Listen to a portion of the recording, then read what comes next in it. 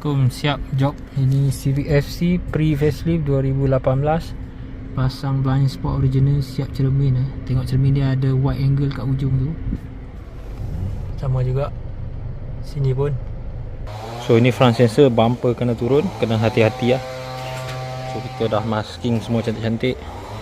Ni side mirror kena buka. So kita dah test BSI, dia masuk dalam head unit. So ini cermin ori ya.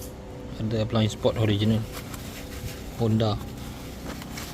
So sekarang kita check, bila start mesti menyala lampu.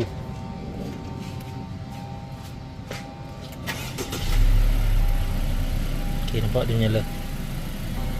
Ini radar Honda. So ini masuk dalam skrin.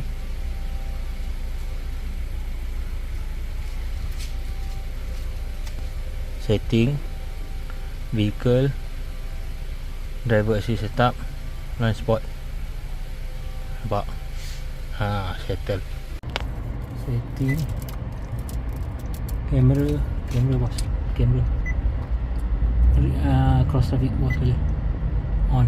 Okay.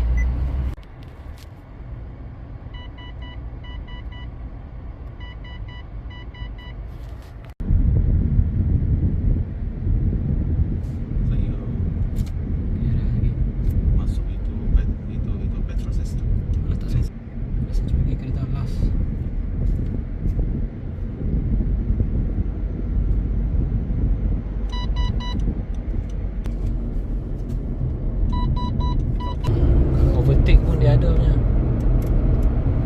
Dia mesti masuk, dia ada punya.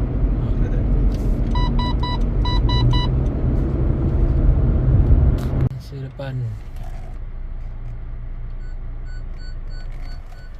bunyi dari meter cepat detect.